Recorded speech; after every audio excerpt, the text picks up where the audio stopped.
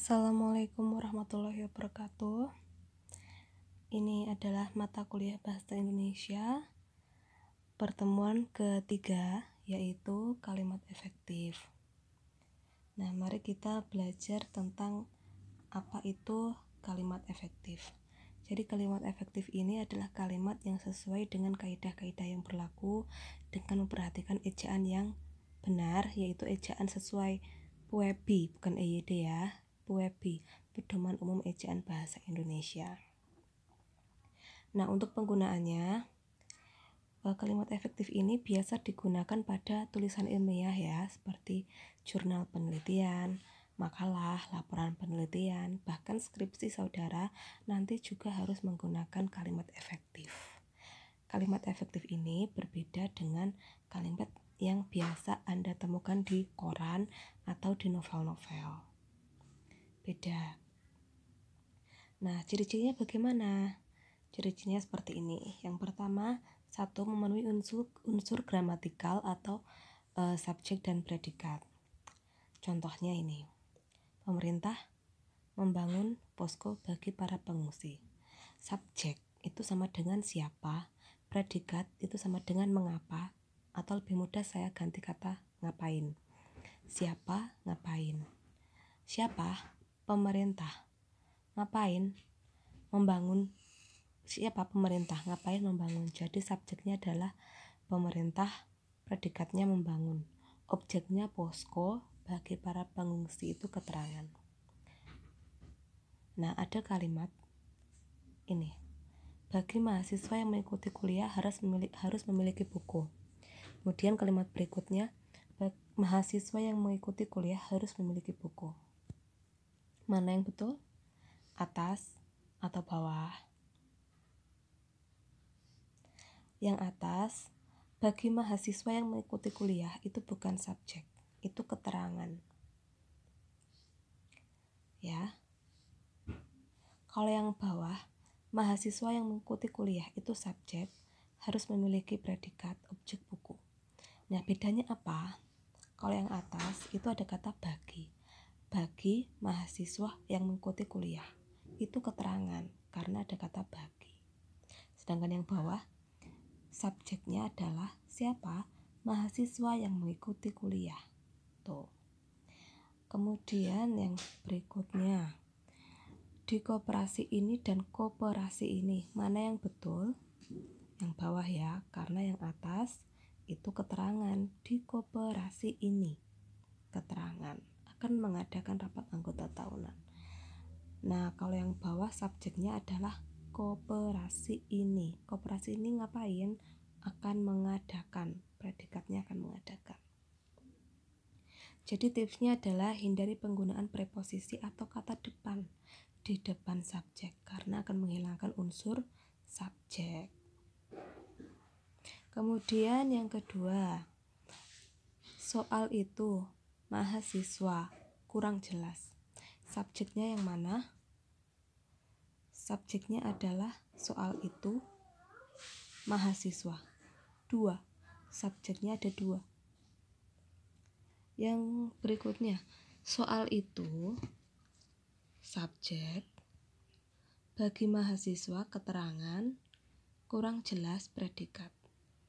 Atau soal itu kurang jelas bagi mahasiswa. Soal itu bagi mahasiswa kurang jelas, sama saja. Bisa dibalik kalau ada subjek dan predikat. Tips yang kedua adalah hindari subjek ganda. Berikutnya, kami datang agak terlambat, sehingga tidak dapat mengikuti acara pertama.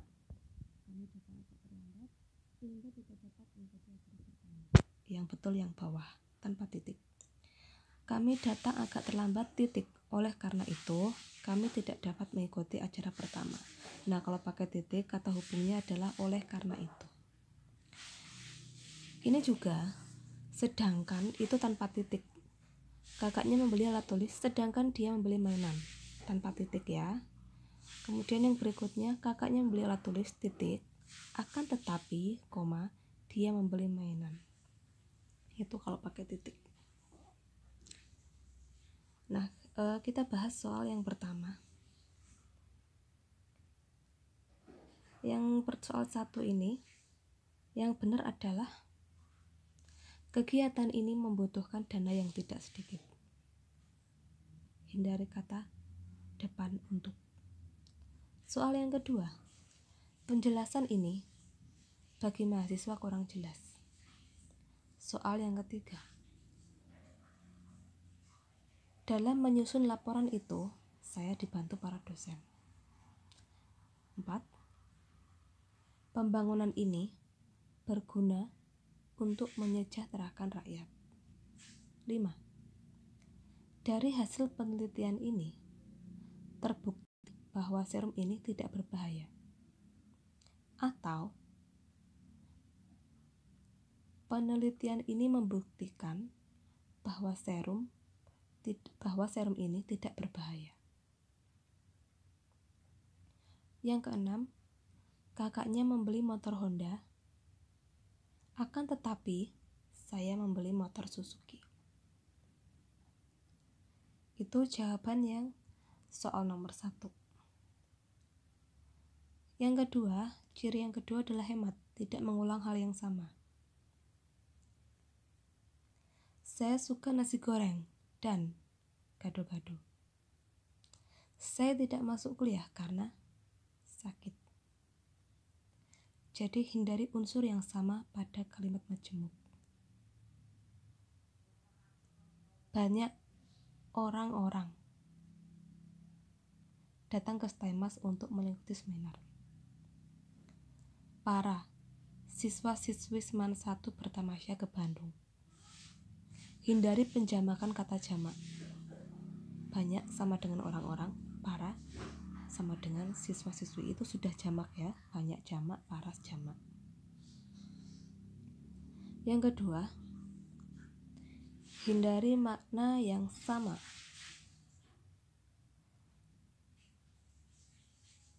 Wanita itu sangat cantik, atau wanita itu cantik sekali. Sejak kemarin saya belum makan nasi, atau dari kemarin saya belum makan nasi. Ibu sudah turun, atau ibu sudah ke bawah. Kak, belikan jeruk. Ini hiponim ya, jeruk itu buah. Ikan nila dan lele. Ikan itu dihilangkan karena nila dan lele adalah hiponim dari ikan. Nila dan lele adalah pilihan lauk yang tepat. Kemudian yang berikutnya adalah cermat. Cermat di sini maksudnya tidak ambigu atau bermakna ganda. Oh ya, sebelum saya lanjutkan, saya bahas kembali ke soal ya. Untuk nomor 2. Nah, pertanyaan nomor 2 ini adalah kalimat yang efektif karena memenuhi syarat hemat, tidak bertele-tele, atau mengulang makna yang sama adalah nomor 1 salah, nomor 2 betul, nomor 3 salahnya mana? Tidak ada ya. Apa ini? Jadi 1 dan 3. 2 dan 3 yang betul ya. Yang betul adalah 2 dan 3 karena nomor 4 itu warna merah, tidak perlu warna ya. Itu nomor 2, soal nomor 2 yang betul adalah 2 dan 3.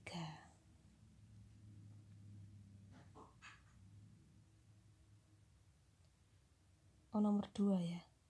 Nomor 2. Kalau nomor 3 itu salahnya di ini nih.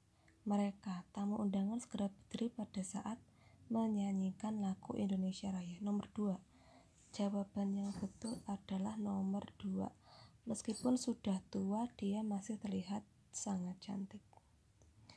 Baik, lanjut ke pembahasan yang ketiga, yaitu tidak ambigu atau bermakna ganda.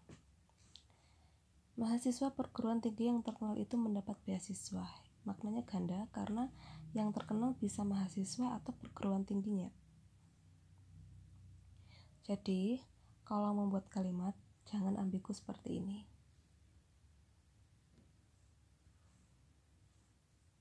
Jadi kalau misalnya yang terkenal itu mahasiswa, berarti mahasiswa yang terkenal dari perguruan tinggi itu mendapat beasiswa.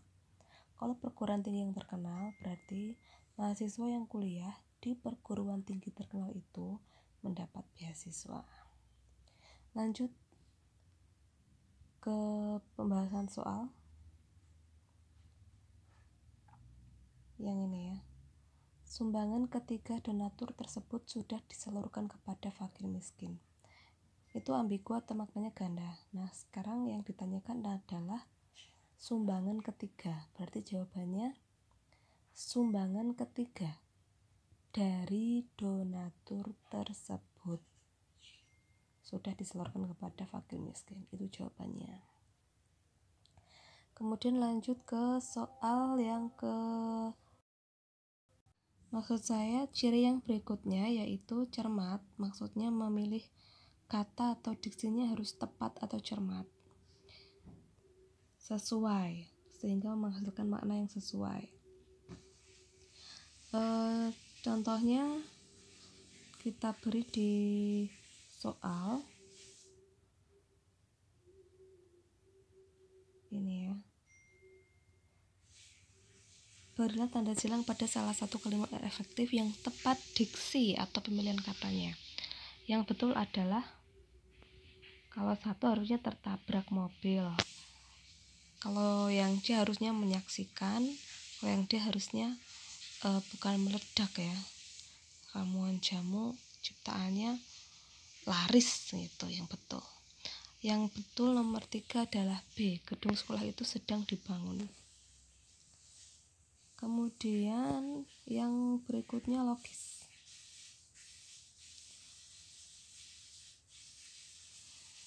Perhatikan kalimat ini ya. Yang membawa HP harap dimatikan. Ini logis tidak? Harusnya HP harap dimatikan atau yang membawa HP harap mematikan HP-nya. Itu baru logis. Yang ini kepada Bapak Lurah, Bapak Camat, dan Bapak Bupati kami persilahkan. Logis atau tidak? Logis. Yang tidak logis justru kepada Bapak Lurah, waktu dan tempat kami persilahkan, itu tidak logis. Siapa itu waktu dan tempat? Berikutnya E, F, G, seharusnya ini dicoba oleh mahasiswa ya yang menjelaskan